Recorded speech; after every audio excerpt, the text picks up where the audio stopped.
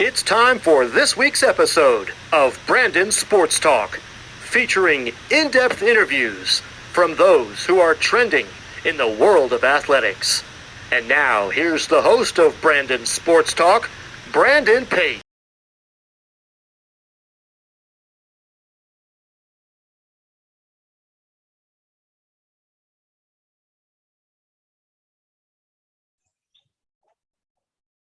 Welcome back to Brandon Sports Talk. In today's episode, I have the privilege to interview the Myrtle Beach Pelicans General Manager, Kristin. How are you doing today? I'm good, thank you. And you? I'm doing good. Can you talk about how you knew that you wanted to be involved in minor league baseball? Gosh, I don't know that, honestly, it wasn't minor league baseball specifically, but when the time came when I was in college to get an internship, a friend from high school suggested looking into minor leagues. There was one, 15 minutes from the school, and it worked out. And it was something that really started as an internship. Woke up one day and I had a career. So it's been a lot of fun. What was it like, obviously, getting your first start at West Virginia Power? Well, I put all of my eggs in one basket when it came to finding an internship. So to actually finally get hired as an intern there in 2006, I think it was, actually solidified the fact that I could graduate. So that was fantastic. But no, it was a lot of fun. What was it like being the director of promotions for West Virginia Power? It was an interesting position. I think it was one that was actually created at that time. Previously, the director of marketing had handled all of that. And then there was some restructuring, and that I took over that position. So at that point, it was really trying to figure out and manage all of the game day, like all of the fun, right? And not just the fun, working on some of the production stuff as well. So got a lot of experience in certainly time management. You've got 90 seconds to operate and fulfill those in-game promotions and fulfill everything that we've sold our sponsors. There's sponsorship dollars and names attached to just about everything we do in minor league baseball. And it was a really great learning experience for me. Of course, what was it like working with promotions and then obviously becoming the director of marketing? Again, we had some folks kind of move on and restructuring of the staff a little bit. So I think the director of marketing role kind of was the next evolution, and has worked out. It worked out well for me to just kind of step in and continue to grow my role within the organization. And not only just continuing to plan the fun and all of the games and the theme nights and everything that was going on, but then to also start to work with our local media partners, whether it's radio, TV. At that point, we did a lot of newspaper as well, and starting to understand how to build and manage those relationships, and really start to understand the market a little bit better and how we drive people to the ballpark. What was it like to become the assistant general manager for the West Virginia Power? Gosh, that seems like it was so long ago. I mean, I know it really wasn't, but it seems like a really long time ago. I think, again, it was one of those just kind of evolutions in the job, right? Again, kind of building out the responsibility, and learning more about the business. I think once you kind of get to that level, you start to learn more, and you're responsible for more, but you see a little bit more behind the curtain, and start to understand the business of baseball a little bit more. What was the transition like from you from going from West Virginia Powers to obviously where you are now at Myrtle Beach Pelicans? It was a big move. I was born and raised in West Virginia. Certainly there's a ton of West Virginians here in Myrtle Beach, so it was pretty quick to find some friendly faces, but picked up and moved south about 8 hours to really, I mean, I was on my own. The GM and president at the time was Andy Milovich, who I had worked for in West Virginia. So had a familiar face coming in, but I was the new kid on the block. So really starting over in terms of building relationships with my coworkers and coming in and really understanding a new market. That was probably the biggest challenge. Myrtle Beach is very, very different from any other market in the entire country. Of course, as you talked about starting over, what was it like going back to obviously being the director of marketing for the Myrtle Beach after obviously having that experience at West Virginia? I mean, you say going back, I don't really look at it as a backward step. Every team in minor league baseball, and I mean even throughout the business world, everybody is structured a little differently. So for me, the fact that it was an associate or an assistant GM to a senior director of marketing, like I didn't see that as a step backwards, a lateral step in any way. This was an opportunity for me to move into a new market, learn a different market, find new tactics. It was a bunch of new challenges. So the staff here was really great in welcoming me to the team, and it's been a wild ride, and I've enjoyed every single minute of it. What are some of your roles as you were the senior director of marketing? A lot of that mirrored a lot of stuff I was doing in West Virginia, which was kind of that comfort zone, and kind of put me in a position to, I think, hopefully succeed right out of the gate here. But it was working closely with the promotional staff, working closely with the production staff on the in-game show. But as the director of marketing, my goal is to sell single game tickets, not necessarily season packages or anything like that. That's something that our sales folks handle. But for me, it's cutting through the noise and making sure that when folks come to town to vacation here in the summer, and that our locals, as they're driving around town, that they know that we're home. And if they don't have a season package with us, that they're buying a ticket for tonight's game or a ticket for this week's game. So it's all about selling and moving single game tickets. What was it like in 2018 to become the assistant GM manager? Yeah, again, really at that point, I think it was more, it started to involve a little bit more of the event side of things. NTR, non-traditional revenue events for us that wasn't Pelicans baseball. So still doing everything that I had been doing in terms of the marketing role stayed the same, and then working closely with promotions and production. But then starting to look a little bit more on extra events that were coming in, where there are concerts, where there are car shows. I mean, you name it, we're going to talk about the possibility to host that event here and utilize the ballpark 365. And then even beyond that, starting to get a better handle on the operations side of the business. Of course, in 2020, what was it like to become the associate general manager? It was an odd time. I think there were some other promotions within the staff as well, and all of that happened, if I remember correctly, right around January, February. And then a couple of weeks later, certainly, obviously, COVID hit, and it was the wildest, weirdest, year I think that any of us have ever experienced. Of course, with COVID being a big thing in 2020, what was it like obviously balancing COVID and also trying to come out with a season? Yeah, through 2020, we really didn't know what was going to happen. So our plan the entire time was to be able to bring our staff back. Unfortunately, we had to go through some furloughs, but we're able to bring everybody back and jump right into it was a short run up to 2021. But hats off to everybody on staff. They came back ready to rock and roll and make 2021 awesome. But throughout 2020, it was all about how do we one, stay relevant within our community. There's not a whole lot we can do. We're not playing baseball. So just really trying to problem solve through those and find ways to bring our staff back as quick as possible.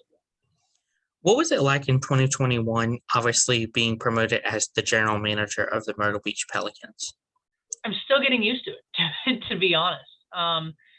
I think the timing of the announcement was right before the baseball winter meetings. I actually was out of town when the announcement was made, and taken a couple of personal days, and but the day that it was announced, it was actually really overwhelming to see the response come in from friends, family, folks I'd worked with over the years, the amount of text messages, social media messages, phone calls. And then when I was in Orlando, the amount of just comments, and I think genuine genuine hugs, right? Like from folks that I've known and looked up to for years, was very overwhelming, and really just solidified the fact that this is a really close-knit industry, and people truly do care about the person sitting to the left and right of them. Of course, leading up to that moment, was there any intention that obviously you would become the general manager, or was it a complete surprise to you? I mean, we had conversations internally about, long-term progression. To be honest, I thought that was further down the road, but am happy to be in the role now, and looking forward to the new challenges and opportunities that it brings. What are some of your future plans as general manager of the Myrtle Beach Pelicans? Right now, I mean, we're just working day to day. We're, preparing for 2021. No sweeping changes, right? Like the staff here does a phenomenal job, and it really is a team effort. But at the end of every season, we go through a process called Keep, Kill, Change, and we'll evaluate different promotions, different aspects of the business, and say, is it working? Is it not? Is it not going to work? If so, we need to drop it and move on. Can we make a little bit of a change and it will work? So no grand sweeping changes. I think the thing now is to keep moving forward, keep that positive energy that we pulled from 2021, and carry that into April and our 24th season here in Myrtle Beach.